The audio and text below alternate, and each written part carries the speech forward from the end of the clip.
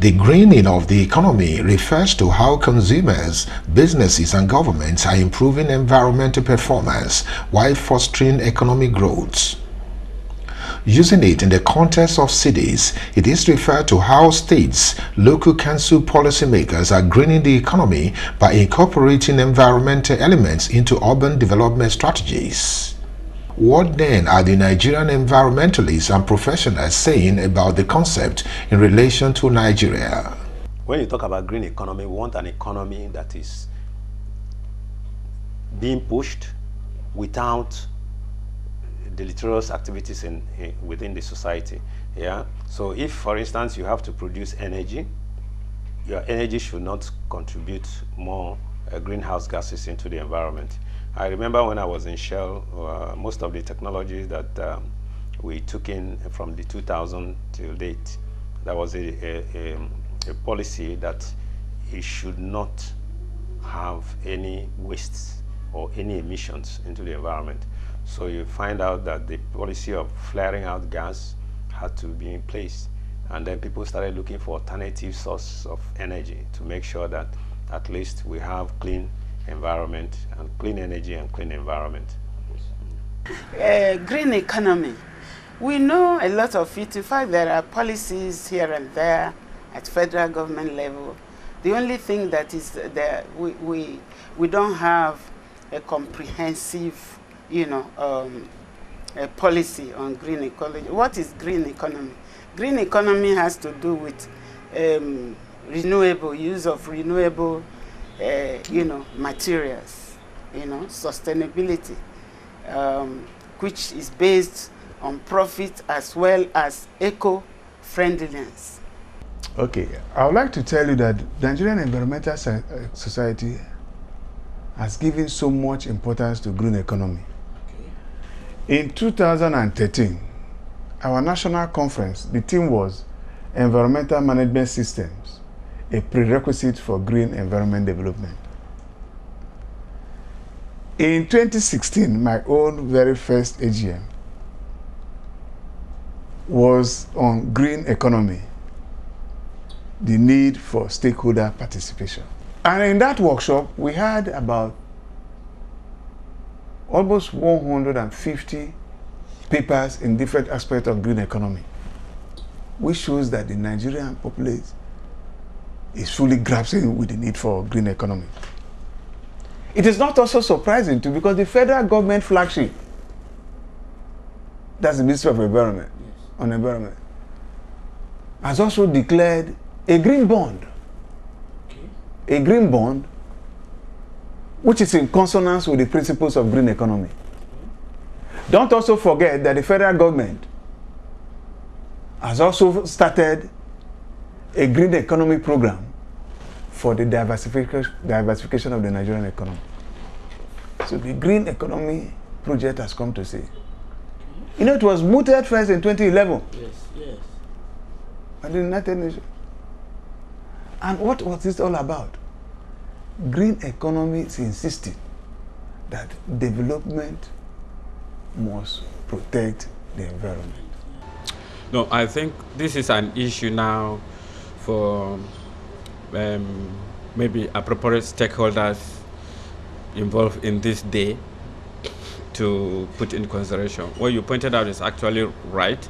It's marked at state level and federal level. But a lot of NGOs are involved, yes, and also governments are involved. So maybe part of the issues that will be discussed now, how we can impact, how we can push it down to the grassroots, even at village levels. So maybe it's something that we need to work on.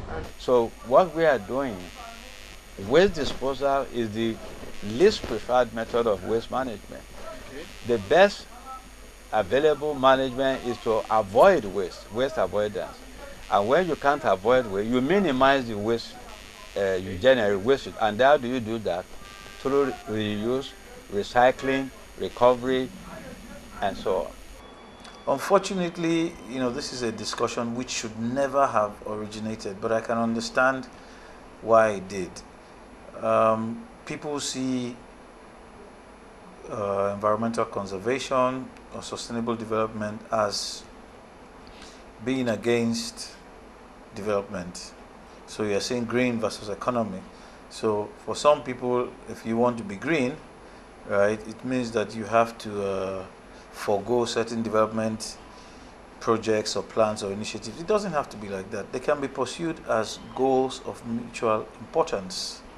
They can be pursued in tandem, one with the other. And that is the thinking we have to change, right? As a people, we have to begin to look at development as for our benefit, but look at development that can be implemented with environmental conservation in mind. And it is possible.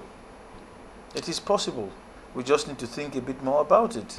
For us to ensure we have a very good platform in protecting the environment, there is the need for teamwork. Team is together, everyone achieve more. The federal government cannot do it alone. The state government cannot do it all alone. They must carry everyone together. And so the 3 tiers of government, the federal, the states, and the local government should synergize to celebrate this World Day.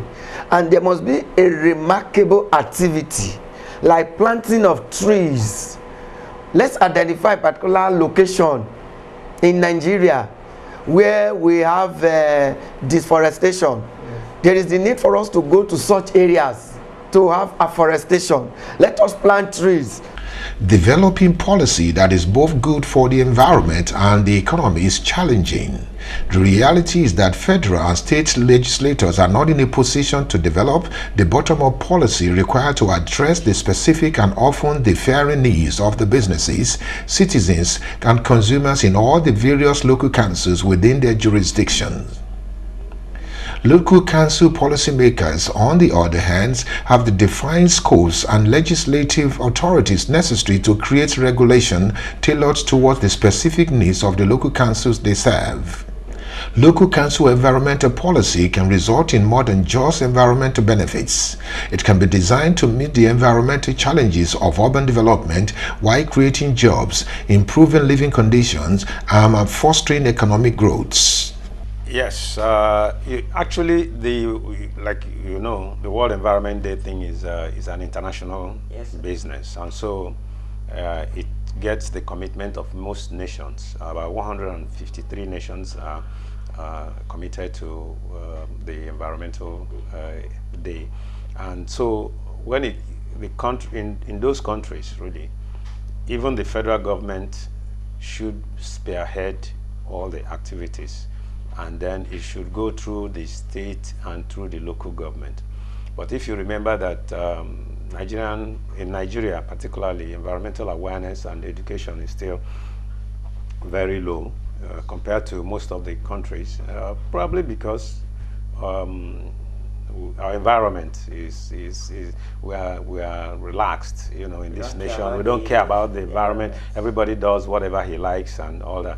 So, and then we don't have environmental policing, because if you watch in countries where a lot of sustainable environmental development has taken place, there is environmental policing, which is... It has a very huge impact, like I said earlier. And like when we talk about environmental protection, it must not just, it should go beyond celebration. For us to have a very positive impact, it should start from you doing something to protect the environment. You created a waste.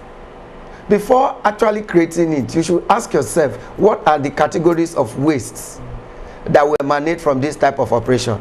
Then what are the measures I have in place to manage the waste? Yes, I know that at the federal and state levels, the local government levels, yes, but not as prominent. Not as prominent. But it is important, and that is part of the activities of the Nigerian Environmental Society now, to move down to rural areas. Just now, we are trying to enter into partnership with Women Council of Nigeria to hold a workshop for rural women. That is taking it to them. Our Abuja chapter had just done projects for local government mechanic workshops and the emission of obnoxious gases and the spill of spent oil. Yeah. So we encourage local government activities. The Lagos chapters have also done some local government activities. The Port Harcourt chapter is a very, very vibrant chapter. And they have done a lot. The Akwa Ibom chapter and Cross River chapters, they have concentrated at the local government. From this discussion, I can assure you that one of the teams, sub-teams of our 2017 National AGM and conference that will be coming up in Port Harcourt will have local government participation in the environmental agenda as a sub-team. I can assure you of that. If you compare maybe previous years, let's take, I will use 2 cities as examples. You look at Calabar, let me say 20 years back. Anybody that know Calabar, I know what it is today. You should know that there's a significant difference in improving the aesthetics of the environment. A clean city, well managed, forest, very clean. You also look at Lagos that most people in this country know, at least. You look at Lagos maybe 5-10 years back, compared to what we have now. All those Oshori areas, places under the bridge, and all these things, what it has turned to. So, that is the impact of green economy. You have public toilets in places that they don't used to be. Under the bridges in Lagos used to be places where people defecate, urinate. You cannot go, even if no matter how pressed you are now, you can't go and see a very clean place like that and defecate or throw anything. So there are also other cities that are coming up. In Kaduna, they are doing neighborhood renewal program. So by the time they are done, that also will be restored. So in many places, so that's the impact. If you also look at in terms of our procurement, well, I say procurement now, or purchases, the things we buy at home, we use at home. You know, people in those days, they just use maybe nylon bag or bag and all this and throw it away. Yes. You can't find an empty bag of rice or empty bag of cement or nylon bag that is still useful in the dustbin any longer. People keep these things and reuse them. That's part of the green economy. So people are becoming more aware of it. Economically, you save cost, you save the environment and all that. So we are catching up. Federal government level, those involved, either the ministries of environment or the parastatals like NESRA, organize these lectures or activities or and they get everybody involved, all stakeholders, the state and the local governments. Also at the state level, they organize these activities and they get everybody involved. They invite all stakeholders at the federal level, state level, government or local government level, and community elders and leaders of thoughts in each community. They are all involved. Also, the local governments should and could organize such activities. And in fact, people, ordinary individuals, and you know, interested like we here, we do. When I was in government or when I was the chairman of the Nigerian Environmental Society, Lagos State, we used to have cleanup, market cleanup. School children, we have what we call catch them young. So we have programs and, you know, so it's not exclusive at all. Most of our waste into products, there will be less waste to throw away. Because the waste we are going right now, Lagos land is limited. Yes. So it will be difficult in the nearest future to open up new landfills. Because the ones there, they are getting filled up, overfilled, and land is becoming scarce. There's competition for land, for housing, land to throw away waste, which takes priority. Housing first. But where you cannot provide, people will still throw away? Well, you know, sustainable development practice, you know, to be a practitioner in this field, first of all, you have to have the conviction that's one thing you want to do, right? And you also have to have the passion for it. Now, conviction, passion, and then professional development, you will excel in the field. It's not something that happens overnight, right? Because environment is unique in that you require interdisciplinary cooperation, right, to be able to solve environmental problems. You know, so whereas you may have a PhD in a particular area of science, right, it doesn't make you an environmentalist. It doesn't make you sufficiently proficient to be an environmental practitioner.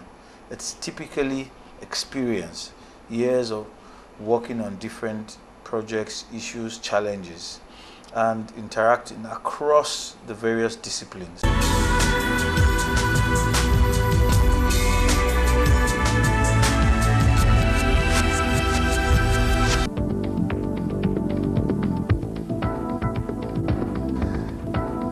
In recent years, New York City has made tremendous progress in reducing environmental footprint and is now hailed as one of the greenest cities in the United States and probably in the world. This success can, and to a large extent, be attributed to strong leadership coupled with progressive environmental policy, which views the environment as not a cost but as an opportunity. Environmental policy is used to help solve big picture issues relating to urban development such as expansion, unemployment, and public health. Because we are not managing waste well, we are just trying to burn them away because we know the value, but it's also, I am confused at times. Why Nigeria, we have a gas master plan. Our gas can be turned into petrochemicals, products for export. The NLNG, we are talking about product is there. There are so many wealth creating opportunities, but I don't know why we just, I think the problem Nigeria faces, with due respect, we always have carpenter to do a tailor's job. Those who know the know-how will not be allowed to be in the forefront. So that's where the politics will come in. So if you ask a tailor to do it's a recipe for disaster. So it's a huge challenge. What I'm trying to say is the Environment Protection Agency should wake up to their responsibilities. And now, let's come back. If you go to these ministries, take for instance the Ministry of Environment in Rivers State, are they where, do they have the right resources? We're talking about, okay, environmental pollution. How many of these agencies have their air quality monitoring equipment? Do we have a research lab? Does the government have a research lab? Is it not a lab by the consultants? And so if the federal government has in all these states, you identify some regions where you have your lab, and when these government agencies are going for inspections, they carry their equipment. You see that there are so many companies that renege on the environmental laws. They will be clamped down, and these issues of environmental pollution will be laid to rest. In a situation where a particular agency is going out to go and do environmental monitoring and there is no vehicle to move, how do they move? It's a big challenge. And so I also want to call on the well-meaning Nigerians that can help the government, because the government cannot do it alone. In our own little way, let us assist the government. Let us initiate R&D, research and development. And so the environmental challenges in Nigeria is a very huge one, and it requires every one of us. Lacking. We have a lot of environmental regulators in Nigeria, but they are not policing the environment, because you cannot, if you don't follow up your regulations and make sure that people comply with your guidelines and regulations, you'll just be churning out regulations. Yes, the monthly environmental, I mean, that you can see the problem now. Virtually every street you walk through, you see heaps of rubbish. Particularly, it's appalling. I want to mention in particular if you look at the Lekki Road, you have a lot of sand mining around here, And then you have all these trucks carrying sand, wet sand, and then spreading them on. You find that a road that is tarred is now covered with sand. And therefore, you cannot have a smooth movement by vehicles, resulting in terrible traffic. It's part of the thing that is contributing to those traffic. And aim is again to protect, preserve, maintain the environment in consonance with sustainable development. The strategic format includes advocacy, research, partnership, community participation for the protection of the environment. And the objectives are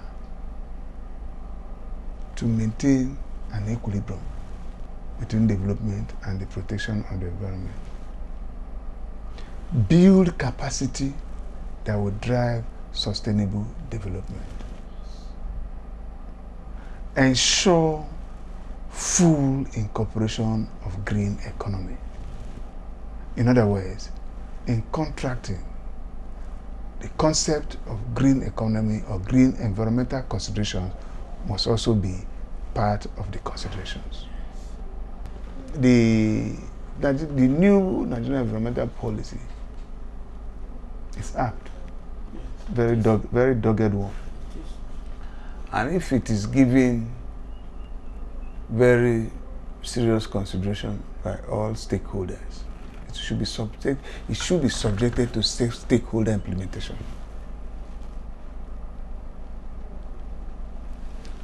Bringing to bear the significant role of public-private partnership involvement.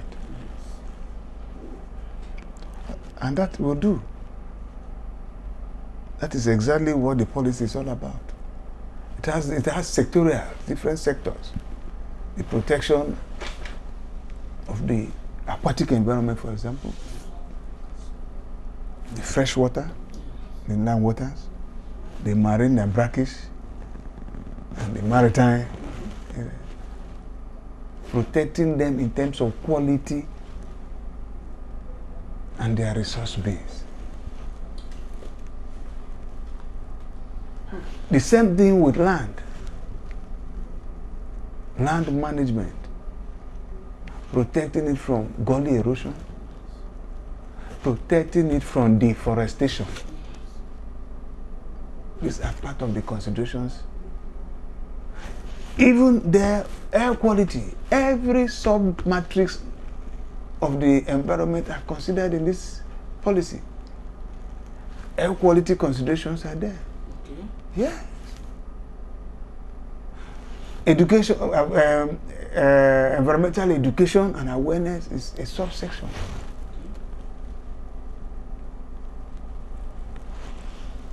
Enforcement and compliance regime, you are all considered in different subheads. It's a very comprehensive document put together by the Federal Ministry of Environment. And that is what, don't wonder why Mr. President, in his own wisdom, has assigned to it for implementation. We are also coming up gradually. We could move as maybe a little bit faster than we are. In developed countries, particularly US and America, they segregate waste at source. Those wastes that can decompose until they are kept in a separate container, those plastics that do not degrade, they are separated and they are being recycled. Here, we put everything in one place, but if you look around, you see that there are some organizations now that are into waste recycling. This black jerry can that you see 25 liters, 50 liters is a product of recycled products. You have some plastics, these pet water bottles and all these things are being recycled. You see some people moving around, scavengers pulling out these things and we are recycling. But what the area government can play a role is appropriate policy. And also, you also follow it up with regulation so that these things are separated at source. So the people generating it, even at household level, can generate income from it. Because you keep these plastics, you store them, when you get up to 100 pieces, you get some income from it. You get these nylon bags, you slippers that has broken, no longer useful, and all this, you get income back from it. So government has a role to play in terms of policy, in terms of regulation coming up, have these green bins, yellow bins, and all this, so that plastics, decomposables, metallic components can be separated as well, so that households can be generating income from it. Again, is enforcement that is the issue.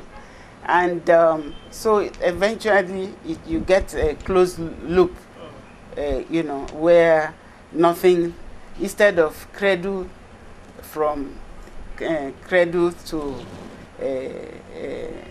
whatever, that you now have cradle to cradle, that is raw material. You bring that raw material, use it for production and produce, and the waste from it is no longer waste as such. It's utilized to produce another raw material for another company or for the same company. That is going on now, and there is a law, and it's actually in top gear in the country right now. You also see that our dump sites, they are still there. They are reducing somehow because there is a mechanism, a system has been set up whereby people go and retrieve, you know, things. Batteries, we have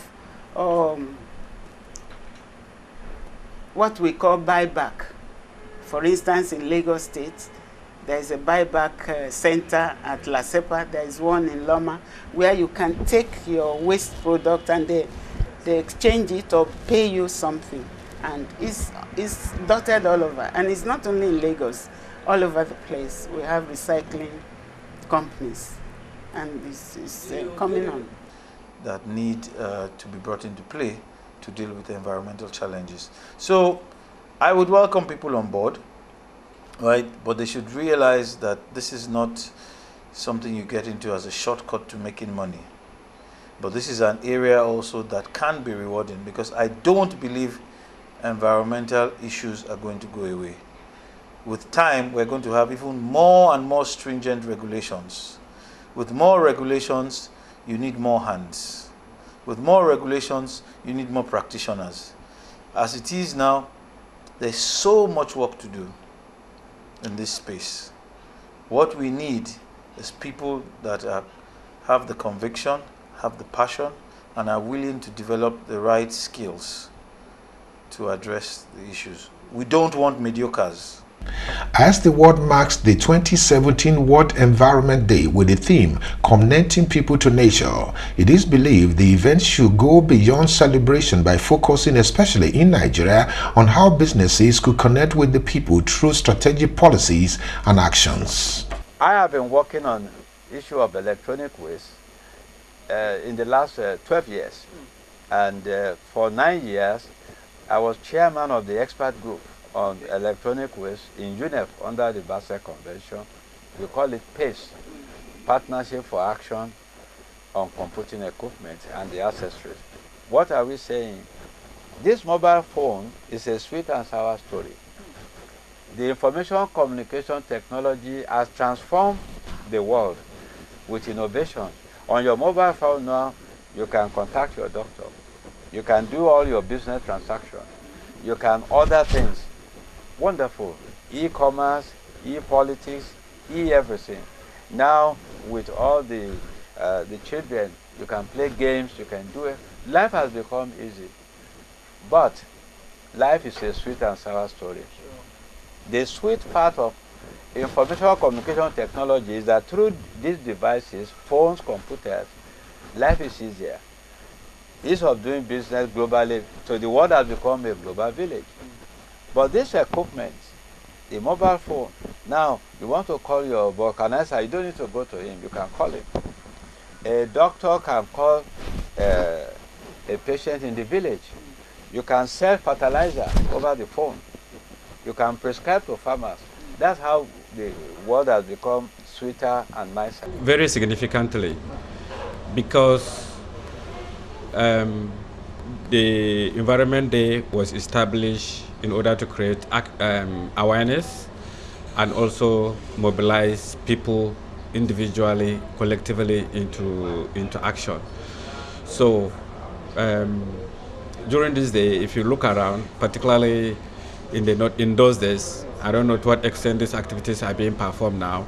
It's a day that normally people plant trees. That's a key activity that has been the impact, like particularly in the Nigeria, and people also become conscious of how our actions individually and collectively affect on the environment. The way we manage waste, the way we throw them around, major environmental disasters like floods and all this, people are being more aware of it, and so on and so forth. Through this also, we have National Council of Environment that also meet on annual basis. So it was one of the things that come out of one of the discussions during one of the World Environment Day, which I can't recall which particular year now, but it has made a lot of impact. People are more aware now how our livelihood depends absolutely on the environment. The air we breathe, the food we eat comes from the environment, even the clothes we wear, the house where we live, almost everything entirely depends on the environment. So if we don't manage it, if we don't handle it very well, very soon we will not have a home, we will not have anywhere to, we will just perish. So people are becoming more aware of that. Yes, World Environment Day, like you rightly pointed out, is a program that United Nations set up. Well, it started about 1972, but by 1973-74, it was launched with the celebration. And by 1987, then it was celebrated in New York every year until 1987, when they started rotating the activity centers all over the world. And so it started moving from one city to another. The World Environment Day is a very welcome development.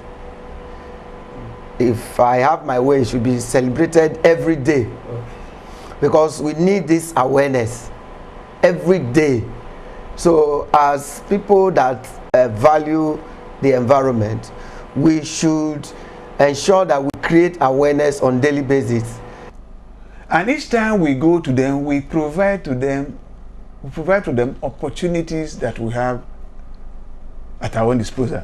You see, Nigerian Environmental Society has a plethora of resources, human resources. That is our strength in every endeavor of the environment. As a matter of fact, when we gave an award to Mr. President as lifetime achievement on the organization, I promised Mr. President that we are going to produce a compendium of our experts and make them available to government for use on a pro bono basis for the first time. Subsequently, they can pay for the services, but for the first time, we'll give them free of charge. And that component is on now. We also we know the importance of media. We went and struck a collaboration pact with AIT and NTA. As a matter of fact, part of our vision is to look for international funding to have a media pally on the environment, strictly from the media. We continued in terms of our quest for partnership. We didn't stop there. We now went to NNPC. We have established a relationship with them, and I'm glad to tell you that the Minister of State of Petroleum and Natural Resources, Dr. Ebe Kachiku, is an honorary fellow of NES, and has agreed to work with us to ensure that we protect the environment in which they are operating. We have just visited Nimasa to support maritime administration, but from the environmental point of view. some of our research endeavor will be useful for them at the global environment, at the global settings when they are discussing issues of Nigeria and they require scientific input. So these are one of the things we are doing at the moment. We have just perfected a visit to the Bureau for Public Enterprise, and the purpose of that visit is to strike a collaboration pact with them again to organize a national eco-tourism summit for private investment. That's great. So these are part of the activities we have been carrying out to ensure that we protect the environment. We also collaborated with the Yar'Adua Foundation in the screening of their film Nowhere to Run. We acted as discussants. We ran it here at University of Benin, and I joined them to University of Calabar. We are also part of the advocacy program and the public hearing of the Calabar Highway, Super Highway project. NES was invited for environmental input. So we have always played advocacy role. And because we know the importance of capacity building. Last year I was in the UK to forge a collaboration with the International Institute of Environmental Assessment and Management, IEMA, an international certifying body. And we were granted partnership to run certificated program under the IEMA platform in Nigeria and the African sub-region. Because connecting to nature, what is nature? Of course, you and I know that nature goes beyond the plants and animals we see. You know, it has to do also with other things.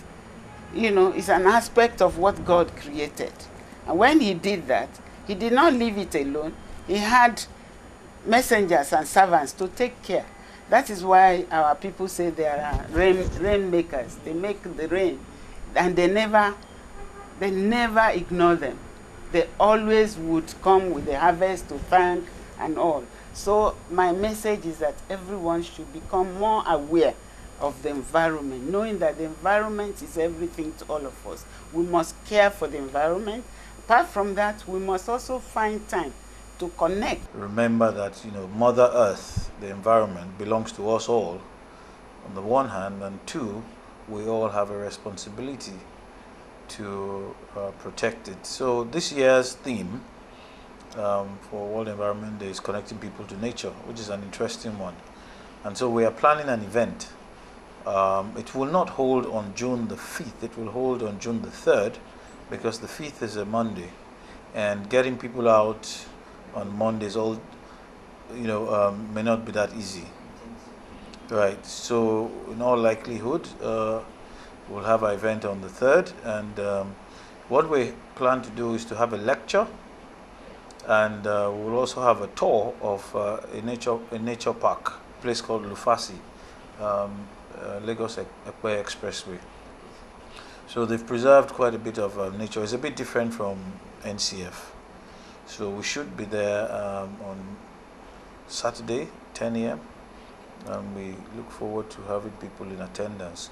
Now the lecture is interesting. What we want to do is to have people who who have the know-how to talk about Lagos State, Lagos State urban area and conservation. And let us look at what has happened over time. You know, we know from some reports and those who were around back in the days that Lagos was planned with some green areas, you know, in the past. But we also know now that there's not so much green area in Lagos. So we want to have a conversation around this.